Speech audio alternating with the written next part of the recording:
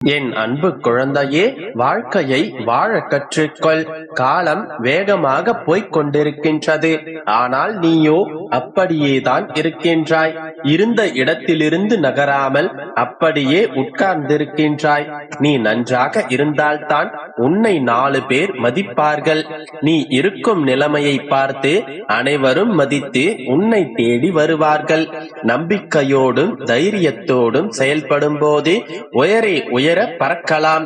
ஆனால் நம்பிக்கையை நீ இழந்தால் உயரத்தில் நீ சிறகை இழந்த பறவையைப் போல கீழே விழுந்து விடுவாய். இதுதான் வாழ்க்கை. உனது தேவையை அறிந்து நீ தேடிச் செல்.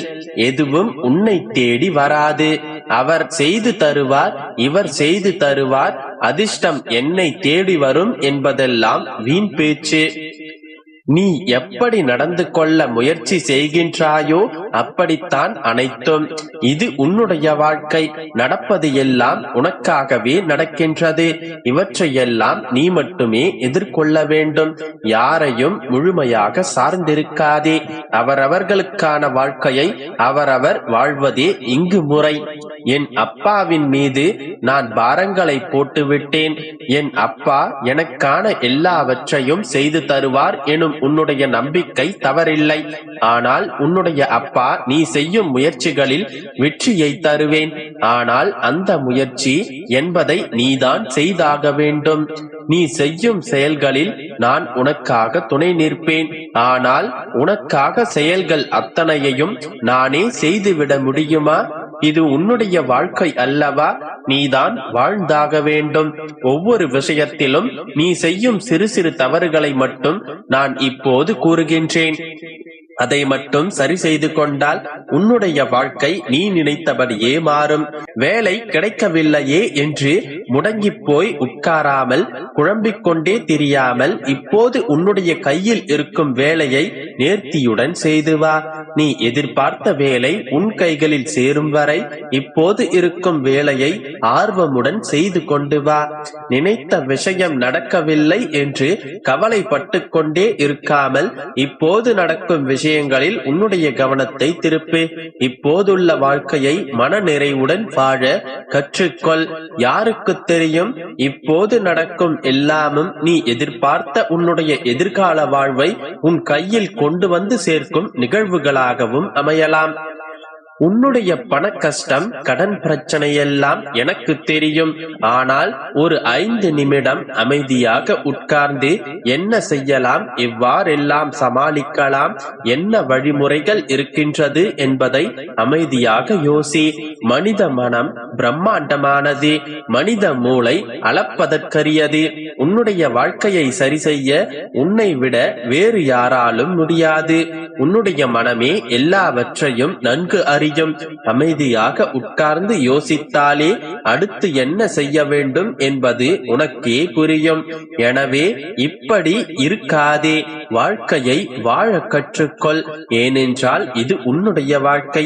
நீதான் வாழ வேண்டும். இன்று முதல் நீ சிறப்பாக வாழ்வாய். குழந்தையே, உன்னுடைய மனக்குமரல்களை என்னிடம் வந்து கொட்டிவிட்டாயல்லவா? இனி எல்லாவற்றையும் நான் பொறுப்பெடுத்துக் கொள்கின்றேன். எல்லாமும் சரியாகிவிடும்.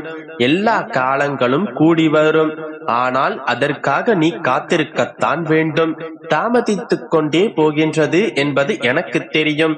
ஆனால் குழந்தையே, உன்னுடைய கர்மாக்களை கழித்து உன்னுடைய விதியினை சரி செய்து உன்னுடைய கனவினை நிறைவேற்றுவதற்கு எனக்கும் சிறிது காலம் தேவை.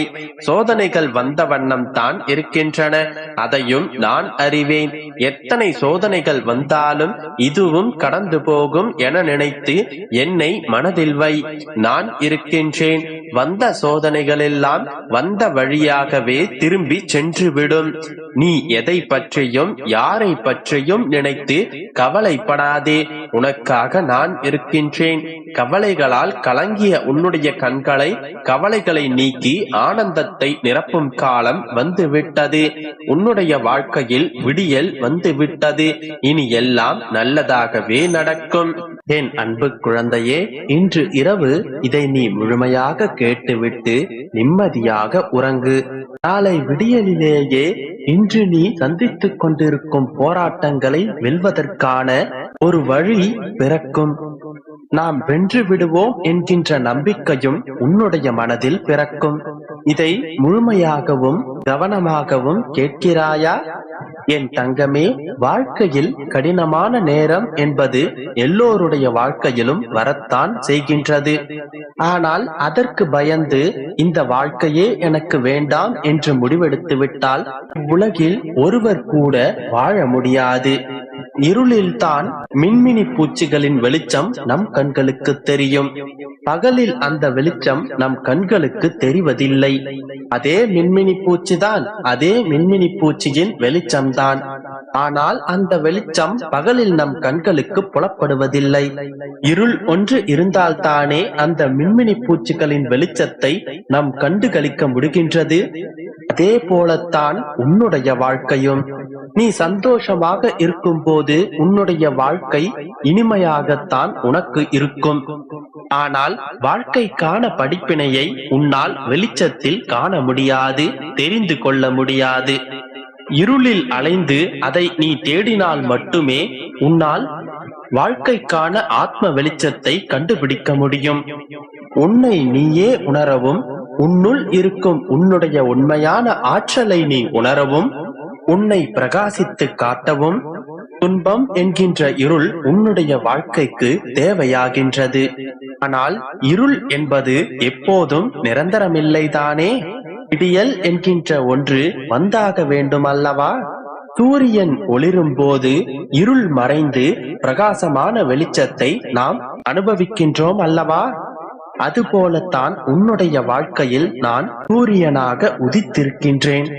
துன்பத்திலும் கூட மின்மினி பூச்சியை போன்று பிரகாசித்துக் கொண்டிருக்கும் உன்னை விடியலை நோக்கி அழைத்துச் செல்ல போகின்றேன். ஆதவனை கண்ட பனி போல் உன்னுடைய வாழ்க்கையில் இருக்கும் துன்பங்கள் அனைத்தும் என்னை கண்டவுடன் பஞ்சாய் பறந்து போகப் போகின்றது. போது உன்னுடைய வாழ்க்கையில் நடந்து கொண்டிருக்கும் உன்னுடைய போராட்டங்கள் கொஞ்சம் கடினமாகத்தான் இருக்கின்றது. நீயும் உன்னால் முடிந்த அத்தனை வலிமையை கொண்டு உன்னால் முடியும் வரை நீ போராடிவிட்டாய். என்னுடைய போராட்டங்கள் எல்லாம் எப்போது அப்பா முற்று பெறும், எப்போதுதான் என்னுடைய வாழ்க்கையில் நான் வெளிச்சத்தை பார்ப்பேன் என்று ஏங்கிக் கொண்டிருக்கிறாய். சிறிது காலம் பொறுத்துக்கொள் என் கண்மணி. கூடிய விரைவில் உன்னுடைய வாழ்க்கையில் உன்னுடைய பிரச்சனைகள் அனைத்தும் முடிவுக்குத்தான் வரப்போகின்றன. நாளைய நாள் உனக்கான நாள். இத்தனை நாட்களாக நீ போராடிக் கொண்டிருந்த கஷ்டங்கள் அனைத்தும் உன்னை விட்டு விலகி போகக்கூடிய நாள். நாளை உனக்கான வெற்றிக்கான வழிகள் பிறக்கும்.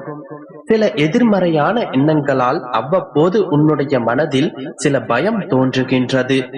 இது சரியாக நடக்குமா, இது நல்லபடியாக முடிந்து விடுமா என்கின்ற பயம் உன்னுடைய மனதில் தொற்றிக் கொண்டிருக்கிறது.